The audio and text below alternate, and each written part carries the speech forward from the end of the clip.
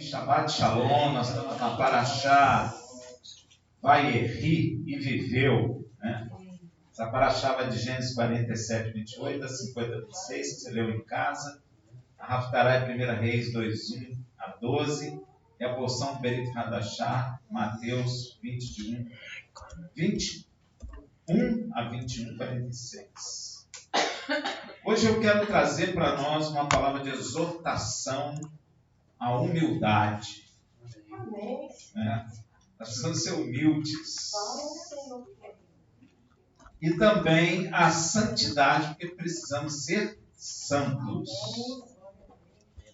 A primeira coisa que quero falar é para que nós, que somos de Yeshua, existe uma maneira digna de nos portarmos neste mundo tenebroso.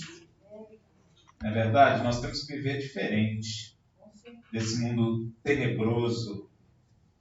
Quando estávamos no mundo, portávamos da maneira que fomos instruídos por nossos pais, professores, grupos de amigos que a gente queria pertencer. Porém, agora temos de nos portar de uma maneira digna do Evangelho de Mashiach. Evangelho é a boa nova. Veja em Filipenses 1:7. Somente portai-vos do modo digno do Evangelho de Mashiach, para que, quer vá e vos veja, quer esteja ausente, ouça acerca de vós que permanecei firme num só espírito, combatendo juntamente com uma só alma pela fé do Evangelho. Essa palavra é tremenda, né? Fala de unidade. Somente portai-vos do modo digno do Evangelho do Mashiach, para que, quer vá e vos veja, quer esteja ausente, ouça acerca de vós que permaneceis firme num só espírito, combatendo juntamente com uma só alma pela fé do Evangelho. Tremendo, né? Se fala de unidade. Paulo volta a repetir a mesma coisa aos Efésios, lá em Efésios 4:1. Rogo-vos, pois eu, o prisioneiro no Senhor, que andeis como digno da vocação com que fostes chamados, largando as coisas deste mundo, o conceito, o hábito deste mundo tenebroso. O que o apóstolo quer nos dizer é que em Yeshua temos uma nova forma de nos portarmos nessa vida, para que possamos nos tornar dignos do chamado de Deus para a salvação de nossas vidas. Agora, qual é essa maneira nova, digna de nos portarmos? Boa pergunta, né? Veja a parte dessa resposta em Efésios 4, de 2 a 3. Com toda humildade e mansidão. Precisamos ter humildade e mansidão. Com longanimidade, ser longânimo, ter um ânimo longo, suportando-vos uns aos outros em amor, procurando guardar a unidade do Espírito pelo vínculo da paz. Interessante, se você prestar atenção nessa palavra, qualquer perturbação tira a unidade do Espírito. Qualquer perturbação entre nós, qualquer tirada da paz entre nós, tira a unidade do Espírito. Porque a palavra está dizendo, procurando guardar a unidade do Espírito pelo vínculo da paz. Que paz é essa? A paz que Yeshua nos deixou. Não é a paz da bandeira branca, nem da pomba branca, né, que o ser humano põe. Mas é a paz que Yeshua nos deu. É com essa paz que nós mantemos a unidade no Espírito. Para o humilde, ninguém é pior ou melhor do que os outros. Humildade é uma coisa que nós às vezes não entendemos muito, né? Porque às vezes a gente quer humildade é pobreza, né? Mas não está ligado à pobreza, à humildade, né? Tem rico humilde como tem pobre orgulhoso, não é verdade? Então não é isso. Para o humilde, ninguém é pior ou melhor do que o outro, estando todos no mesmo nível de dignidade. Somos iguais. E como nós temos dificuldade para isso, né? De compreender que somos iguais. Às vezes nós nos diferenciamos por cor, por cabelo, por altura, por beleza, por dinheiro, por posição, por uma série de coisas. Mas o humilde joga tudo isso fora, a humildade. A humildade nos leva a entender que nós somos iguais, sejamos quem formos, se somos mais inteligentes ou menos, não importa, nós somos iguais. A palavra de Deus diz que Deus de um só homem fez toda a raça humana. Então, nós somos farinha do mesmo saco. Somos iguais. E a humildade é um sentimento de extrema importância, porque faz as pessoas reconhecer suas próprias limitações. A humildade, ela nos leva a compreender que nós todos somos limitados. Todos nós temos limitação em alguma área, em alguma coisa que nós fazemos. Com modéstia e ausência de orgulho. Olha só, humildade é a virtude de ter consciência das próprias limitações. Entender que se alguém é limitado em alguma coisa, eu sou limitado em outra. Não é? Isso só vem com a humildade, porque o orgulhoso acha que é melhor em tudo, não é? Supera todo mundo em tudo, né? E nós, na sociedade, somos levados a isso, educados para isso, superarmos uns aos outros. E isso, na realidade, é pecado, né? Porque nós somos iguais. Ou seja, entender que exatamente todos nós temos limitações e não somos melhores que os outros por termos ou sermos bons em uma habilidade que o outro não é bom ou não tem.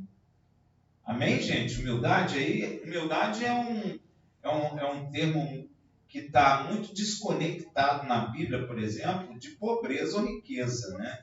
E muitas das vezes as pessoas olham humildade como isso, mas está errado. Humildade é quando a gente se sente igual a todo mundo, seja rico, seja pobre, negro, branco, alto, baixo, bonito, feio, gordo, magro.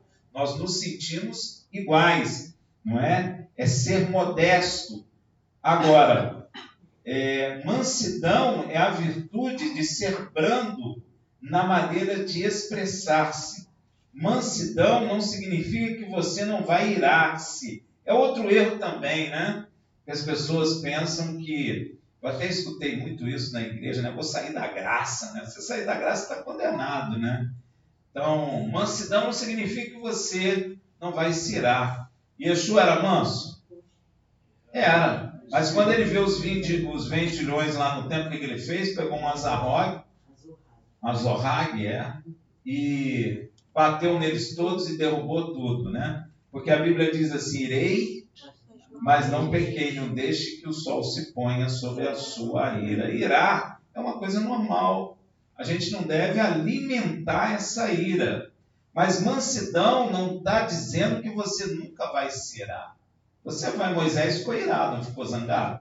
E a Bíblia diz que Moisés era o homem mais manso da terra na época. Então, a gente precisa mudar esses conceitos que nós temos aprendido aí nesse mundo que nós vivemos. Então, mansidão não quer dizer que você não vai irar. Muitos pensam assim, mas isso está errado. Tanto está errado que a palavra de Deus diz em Efésios, irai-vos e não pequei, não se põe o sol sobre a vossa ira. O que a palavra aconselha é que a gente não deve alimentar aquela ira. Você já viu que às vezes você fica zangado, que você fica pensando naquilo, remoendo aquilo, aquilo vai aumentando, vem um dia, passa para outro dia, e você fica remoendo aquilo. É isso que a Bíblia está falando para não fazer. Mas às vezes irar, você vai se irar, é normal que aconteça. Às vezes você se ira no trânsito, às vezes você se ira em casa, às vezes se ira no trabalho, mas você tem que ter a sabedoria de não deixar o sol se pôr sobre a sua ira. Mesmo sendo mansos, porém, ainda temos a possibilidade de irarmos sem pecar. Longanimidade é a virtude de ter um longo ânimo, tardio em irar-se e paciente. Então, o longânimo é aquele que é tardio em chegar à ira. Não é que você não vai chegar à ira, você até chega, mas você é longânimo, você é tardio em irar-se. Não é assim que fala de Deus? Deus é tardio em irar-se. Porque se Deus fosse irar toda hora, ele destruía a gente hoje mesmo, né? Amém?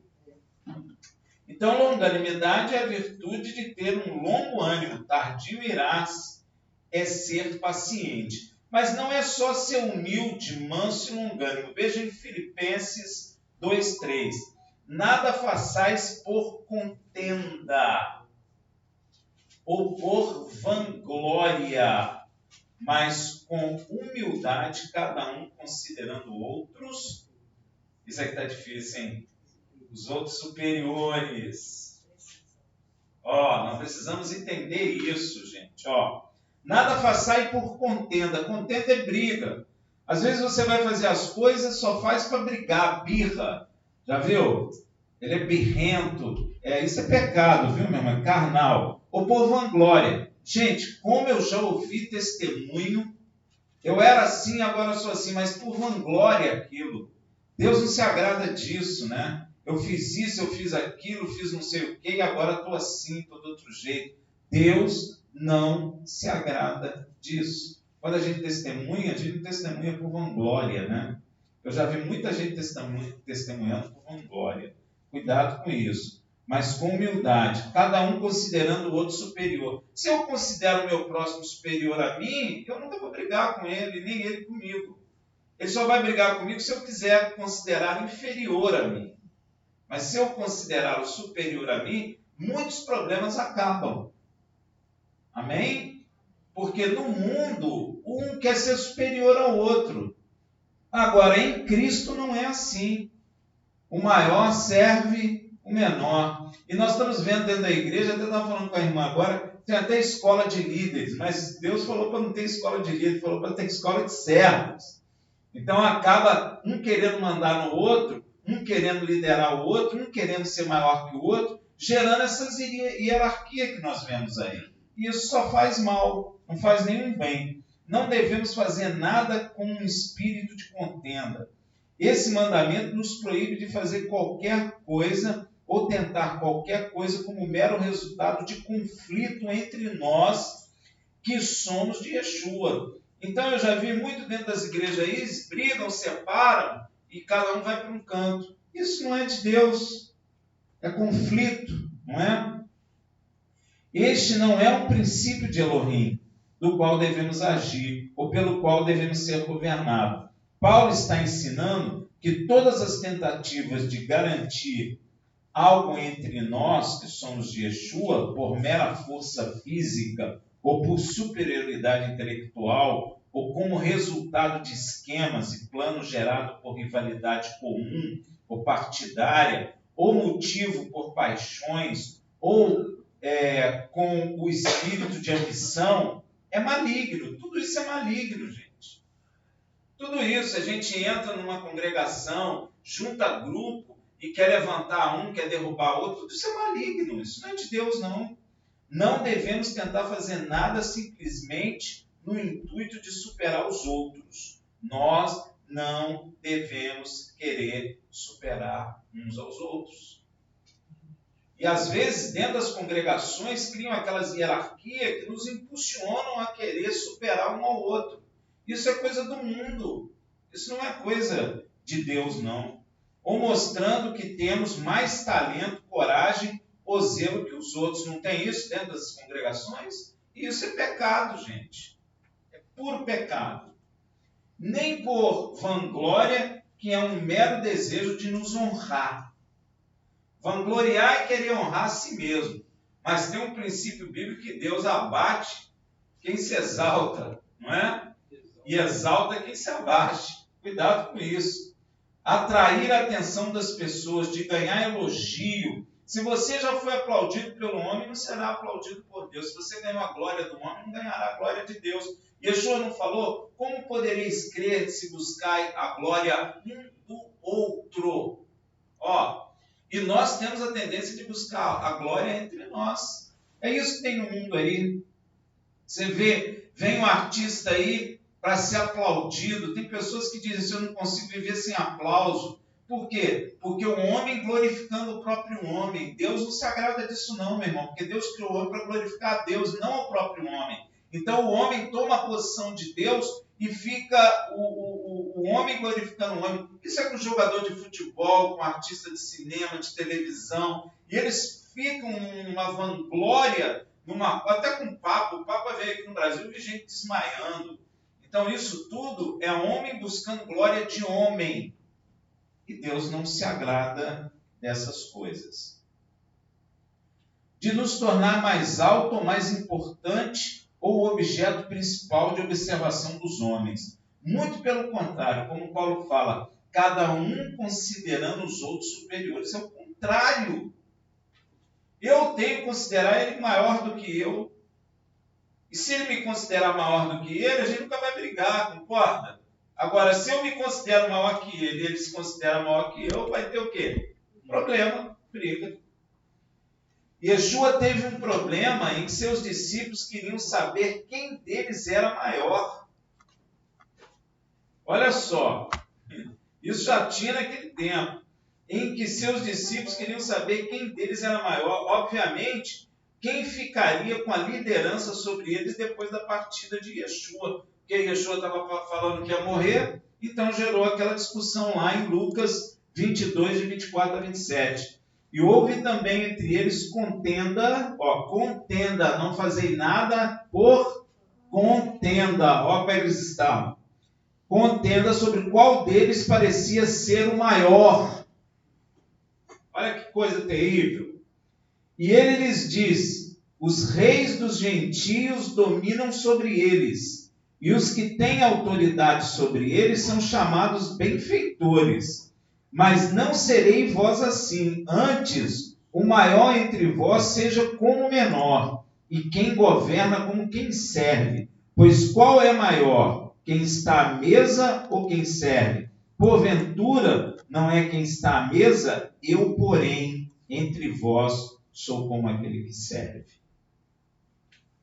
Meu Deus, um maior exemplo que esse. Filho do Deus vivo, que era para ser servido aqui pelos homens, porque todas as coisas Deus criou por ele, para ele, por meio dele. Ele é soberano, mas ele veio aqui para servir. Olha aí. Yeshua é o filho de Elohim e se considerou como que serve. Meu Deus, o que falar mais? Se eu sou seguidor dele, eu tenho que fazer o quê? Servir. Existe escola de líderes nas igrejas atuais, quando deveria ter escola de servos. Nós deveríamos ensinar uns aos outros a servir, não ser servido. Devemos aprender urgentemente a servir como Yeshua, ou seja, estão agindo de forma contrária ao Filho de Deus.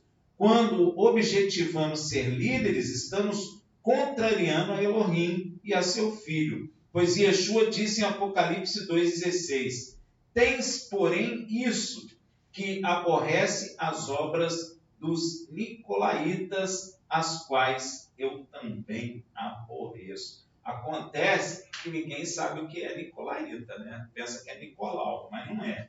Sabe o que significa nicolaíta? Que Yeshua se aborrece? Homens que dominam sobre homens. Nico significa conquistar em grego. E laita, Nicolaita, significa pessoas ou povo.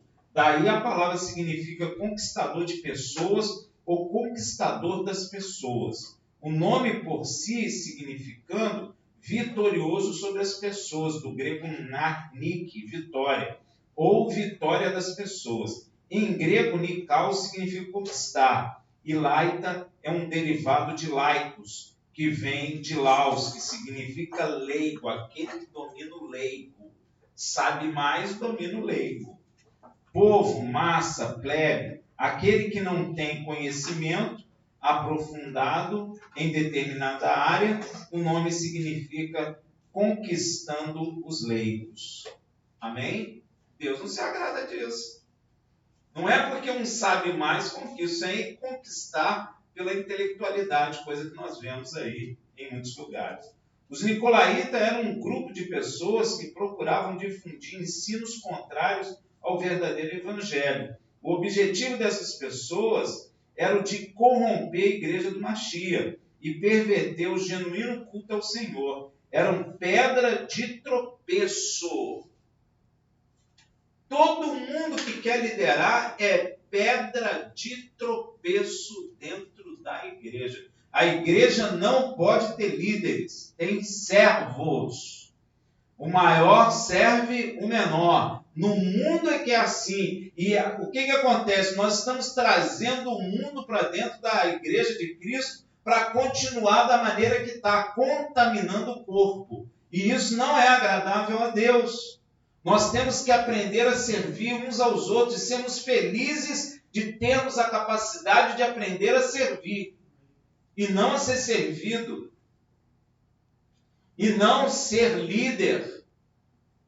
Porque se nós nos colocarmos na posição de servo, o Senhor nos ajuda. Você lembra Moisés? Todo mundo diz que Moisés foi um líder. A Bíblia não diz isso. A Bíblia em Hebreu diz que Moisés foi um servo fiel em toda a casa de Deus. Por que o Espírito de Deus ajudava Moisés? Porque ele é um servo, não é um líder. Por que o Espírito vem sobre nós? Porque somos servos e não líderes. E as igrejas estão formando líderes e mais líderes. Homens que ficam lá tomando decisões sozinhos e massacrando pessoas, inclusive que não foi ele que morreu por elas. Temos que ter muito cuidado. Para que isso não ocorra entre nós, temos que ter o mesmo sentimento que teve Yeshua, em Filipenses 2,5. Tende em vós aquele sentimento que houve também em Yeshua HaMashiach. E que sentimento é este? Vamos lá em Filipenses 2, 6 a 8. O qual, subsistindo em forma de Elohim, não considerou a ser igual a Elohim, coisa a que se devia aferrar, mas esvaziou-se a si mesmo, tomando a forma de servo, tornando-se semelhante a homem. Tomou forma de quê? Não foi de líder. Ele podia liderar? Podia. Ele é filho de Deus. Mas ele tomou servo de quê? Tomou forma de quê? De servo. Olha aí, ó, esse sentimento que ele quer em nós. Tornando semelhante aos homens e achado na forma de homem, ainda humilhou-se a si mesmo, tornando-se obediente até a morte e morte de cruz. É esse o sentimento que tem que estar em mim e em você. Em forma de servo e nos humilharmos a nós mesmos. Porque aí sim é Deus quem exalta. Yeshua esvaziou-se de sua glória e humilhou-se a si mesmo. Ele sempre agiu assim e nos deixou exemplo para andarmos assim, pois esta é a forma digna de andarmos no Evangelho. Esse negócio de ser líder, de fazer curso, de liderança, isso não é maneira digna de andar no Evangelho de Cristo. Veja em João 13, de 12 a 17. Ora, depois de lhe ter lavado os pés, tomou o manto, tornou a reclinar-se à mesa e perguntou-lhes: entendeis o que vos tenho feito? Acho que a resposta é não, né? Porque a igreja não entendeu. A igreja não entendeu o que ele fez aqui. Vós me chamai mestre e senhor, e dizei bem, porque eu sou. Ora, se eu, o senhor e mestre, vos lavei os pés, também vós deveis lavar os pés uns dos outros. Acho que a igreja não entendeu, entendeu? Claro que não, porque estão formando líderes. Porque eu vos dei exemplo para que, como eu vos fiz, façais vós também. Em verdade vos digo, não é o servo maior do que o seu senhor, nem o enviado maior do que aquele que o enviou. Quem enviou Yeshua? Então Yeshua está dizendo que ele não é maior que o Pai. Olha que clareza. Não é o servo maior do que o seu senhor, nem o enviado maior do que aquele que enviou. E ele nos enviou? Enviou. Então ele é maior que nós, né? Sim. Porque o enviado não é maior do que o que enviou. Se sabeis essas coisas, bem-aventurados sois se as praticarem. Amém.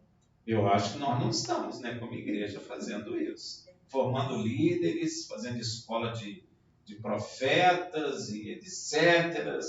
E a liderança tal, reunião de liderança. Eu acho que está tudo errado isso aí.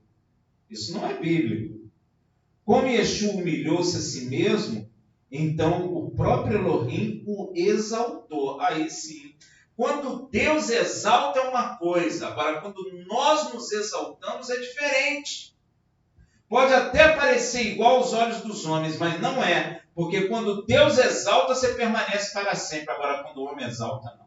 Você não permanece. Como Yeshua humilhou-se a si mesmo, então o próprio Elohim o exaltou. Filipenses 2, de 9 a 11. Pelo que também Elohim o exaltou soberanamente e lhe deu o nome que é sobre todo nome, para que ao nome de Yeshua se dobre todos os joelhos dos que estão no céu, na terra e debaixo da terra, e toda língua confesse que Yeshua, o Mashiach, é Adonai, para a glória de nosso Elohim Pai. Quando Deus faz, é diferente. Quando é o homem, agora você vê, o homem tem capacidade de exaltar o homem, Deus tem capacidade de exaltar o homem. Você quer ser exaltado por quem? Pelo homem ou por Deus? Você quer a glória do homem ou a glória de Deus? A glória do homem é temporária, a glória de Deus é eterna. A glória do homem, você nem crê na verdade, porque Yeshua falou, como quereis crer se buscar a glória um dos outros? Nós não devemos buscar a glória do homem. A glória do homem atrai. A glória do homem traz bola de ouro, traz tapete vermelho, traz dinheiro, traz vestidos lindos, roupa bonita, casa bonita, carro bonito, traz tudo, mas não permanece para sempre. Cai. Cadê os homens e as mulheres que ganharam o Oscar em 1940, 45, 50? Cadê eles? Cadê o Oscar? Cadê a bola de ouro de 1940?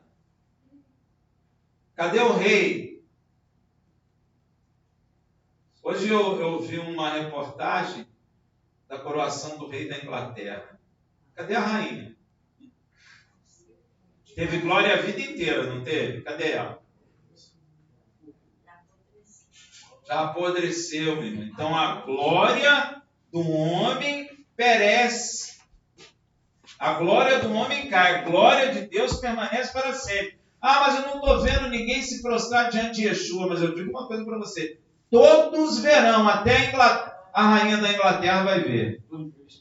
Todo joelho se dobrará e toda boca vai confessar, inclusive o diabo, que Yeshua é o filho de Elohim, é Senhor. Por quê? Porque ele se humilhou na forma de servo e humilhou-se a si mesmo por morte de cruz. Por isso, o próprio Elohim o exaltou. E se Deus o exaltou, fim de papo. Não tem quem possa humilhá-lo. Este é um princípio divino. Elohim abate os soberbos, exalta os humildes.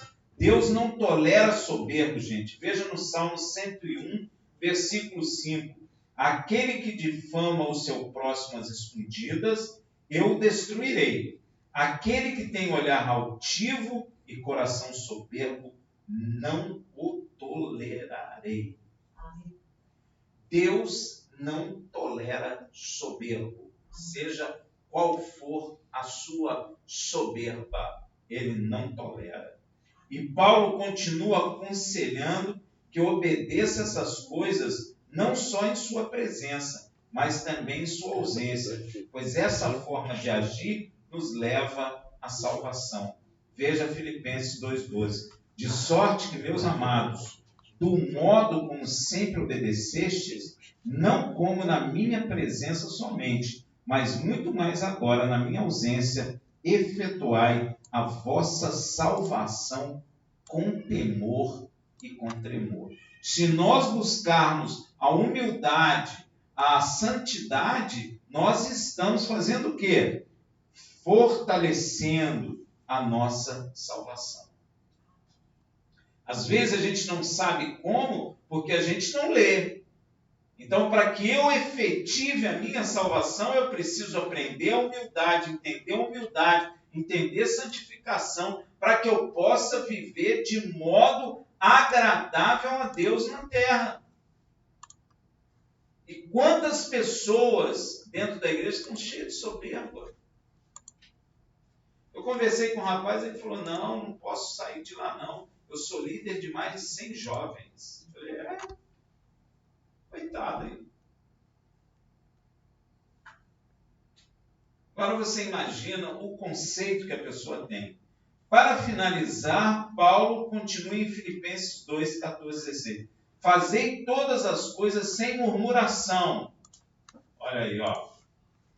Gente, outra coisa que Deus detesta, murmuração, murmurar. Nem contenda, para que vos tornei irrepreensíveis e sinceros, filhos de Elohim. Filho de Elohim, não murmura, nem busca contenda. Olha aí, ó. Imaculados no meio de uma geração corrupta e perversa, entre a qual resplandecei como luminares no mundo, retendo a palavra da vida, ó, para que no dia de Mashiach eu tenha motivo de gloriar-me, de que não foi em vão que corri, nem em vão que trabalhei. Posso até falar a mesma coisa do Paulo. Contudo, ainda que eu seja derramado como libação sobre o sacrifício e serviço da vossa fé, folgo e me regozijo com todos vós. Amém. E como terminamos o livro de Bereshit, e vamos começar Shemot, diga comigo. Hazak, Hazak, Veni Hazek. Hazak, Hazak, Veni Hazek. Hazak, Hazak, Veni Hazek. Força, força, que sejamos fortalecidos em Yeshua Shabbat. Amém.